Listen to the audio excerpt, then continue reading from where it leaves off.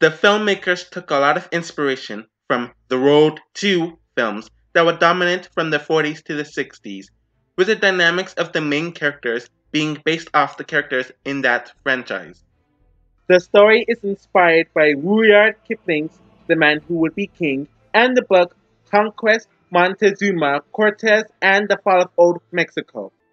The pitch was made around mid-1995 as they wanted to make a film where the animated side characters would be the main characters. The initial target for the film was PG-13, with the homosexual relationship between the two characters and the polygamous relationship between the three characters adding to it. Throughout production, they knew they had to not isolate their children audience, so they took out the homosexual relationship and made Shell a lot less sexually appealing regarding her wardrobe. And the romantic scenes, which is unclear if it was with both boys, were toned down as well. The aesthetics of El Dorado and its inhabitants are a mixture of different pre-Hispanic cultures of Central America, in order to avoid connecting El Dorado to any particular geographic place.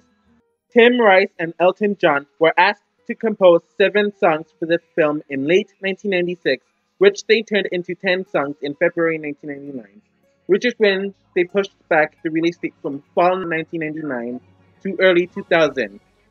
The production for this film proved to be a challenge due to the studio devoting most of their time and effort into The Prince of Egypt. The production for this film was a bit troubled due to the changes and because The Prince of Egypt was a bigger priority for the studio, and they also had to rush Ants, so it got less attention to various moments in production. A few years after the last scenario, the studio ended up being put in the same predicament of Disney making a similar film to what DreamWorks has in production. The Disney film in this case is The Emperor's New Groove, which started production roughly around 1995.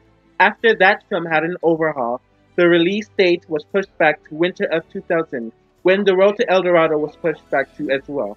And the media was eating this up. The people at DreamWorks didn't know what the story was about, but they knew it was going to be very similar, and the rush of the release date started to form. Luckily for DreamWorks, The Emperor's New Groove was pushed back to December of 2000. Miguel and Tulio are best friends who are criminals and treat themselves to more money by using loaded dice in a gambling game. We see their back and forth banter. It would have been interesting to see how they became friends, or some history regarding the two of them. Both of them jump into barrels to hide from the guards and gamblers, and end up on a boat to the New World. Miguel gets a horse named Altivo to help them escape by using an apple as bait. The two get a small rowboat and are stuck with Altivo, who jumps off the boat to join them. There really isn't a central conflict that our protagonists are suffering from within themselves, but their want is to be rich and to make their way back to Spain, as they are stranded. The lock-in is when Miguel realizes he has the map that they won from the gambling, and realizes that they are in El Dorado. This officially starts their journey, as the sense of urgency from being stranded is gone. Tulio and Miguel wander through the forest via a montage song, and more homoeroticism takes place between our main characters. I'm not coming on. Paradise is close at hand. Shangri-La. A thief named Shell bumps into them after she runs from the guards. All of them are brought to the main village. The pair realizes that everyone thinks the two are gods, and use this to get the civilians to give them gold. They also get the civilians to make them a boat, so they can eventually leave with the gold. Shell tricks her way into helping Tulio and Miguel pull off the con, not believing that they're gods, obviously. Both men agree that she is off limits regarding hookups. The three of them go and pull off their con.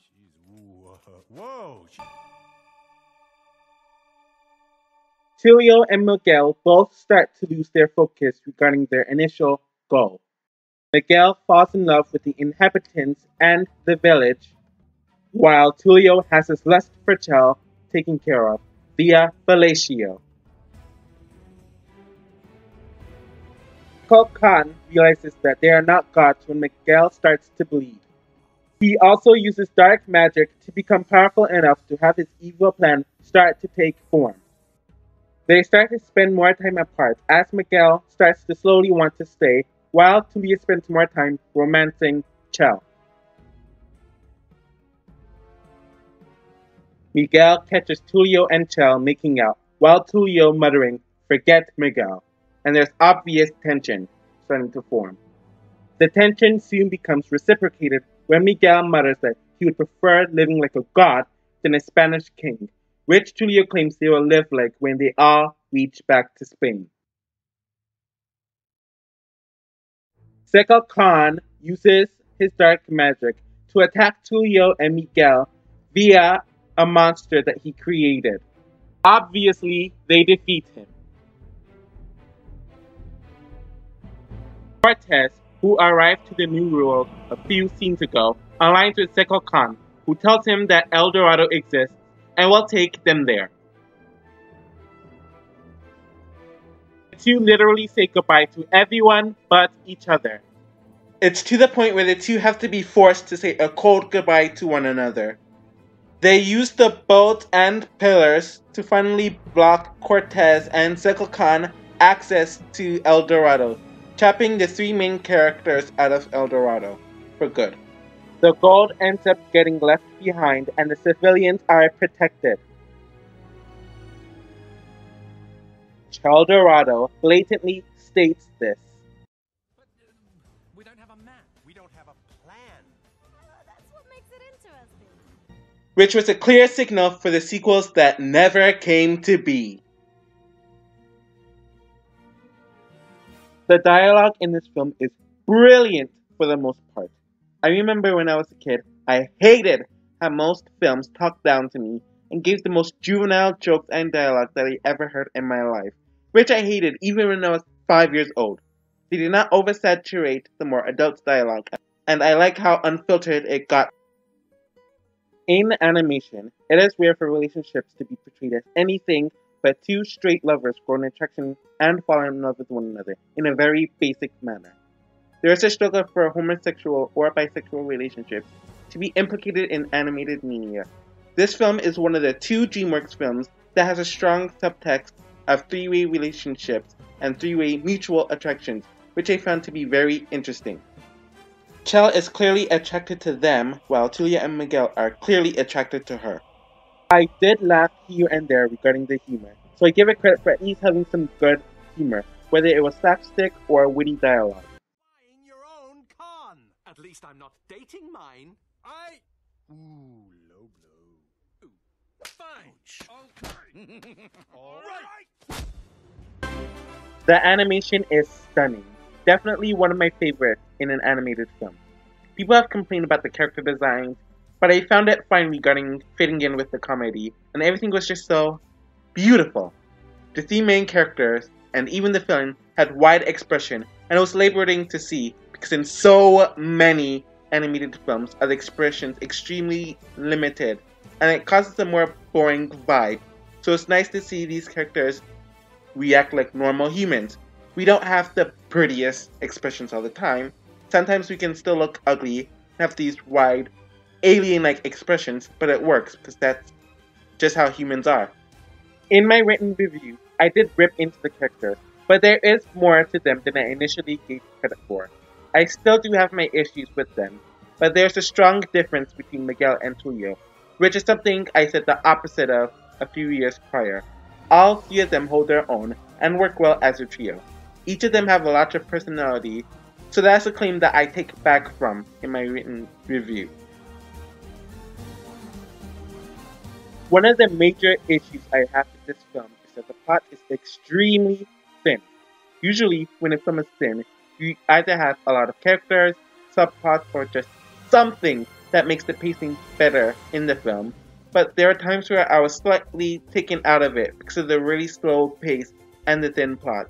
It makes things even worse when we have the typical plot contrivances used throughout the film, so it takes me out of it even more. I know that's why some people like it after the very heavy Prince of Egypt, but I wasn't one of them. Another aspect that I have to address is the depiction of the native Central Americans.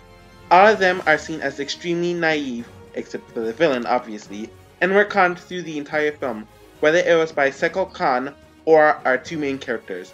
Honestly, DreamWorks could have done a bit better with characterizing them, and to not portray them as naive and clueless beings throughout the entire film. I'm not even going to get into the aspect of the indigenous leaving to be saved by the white. I mentioned the personalities of the characters, but the villains themselves are extremely underwhelming and disappointing in every aspect. Cortez is a plot device at best who has pretty much no impact on the story at all, and Sekal Khan is not interesting in the slightest. It's kind of annoying that there was even a need for a villain, especially if this was supposed to be more character-centric and unconventional film. Regarding the songs, they aren't bad and they're fine on their own, but once added together, it's bleh.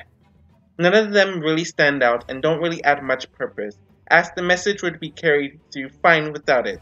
It's kinda stating what we already know, but not making it interesting. It would have been better if there are no music, and we only heard the composition of the score. When it was released, it opened at a pretty decent spot, but the numbers were relatively small compared to when a film generally opens. It dropped extremely fast, and it only ended up making 50 million domestically, and a worldwide amount of over 76 million, meaning it performed poorly internationally. Even discounting the underwhelming numbers, its budget was 90 million, making it the first box office failure for the studio. What's astounding is that its competition wasn't even animated films. Outside of Aaron Brockovich, all of the films suffered weak performances, so the spring of 2000 was just a weak time for movies regarding box office. The Annies gave it some noms, but the only award it won was a Critics' Choice Award for the music and composition. The Road to El Dorado came out when the Renaissance age of animation was at an abrupt end, and was one of the first examples of the boy-centric, teenage catering films flopping hard, with the first example being The Iron Giant. In my opinion, this was a downgrade from its two predecessors. I will give this film credit for having more bold main characters, wittier dialogue, and themes that most animated films would never touch. There is a lot of fun in it, but for me, it's simply not enough. It's clear that this film was a secondary or even a tertiary project for them, compared to its predecessors and successors, as most of the film is just extremely thin. I feel like almost nothing came from this movie. From what I found out about the production of this film, it's clear a lot was simplified, add or removed from the film, to the point where it suffered in my eyes. I know the fandom is very defensive of this film, trust me, I know from past experiences. But it was just a bit too mixed for me to fully embrace the film like everyone else seems to have done themselves, which is good on them. Despite everything I said, I will always prefer a DreamWorks film like this than the films that defines what the company came to be.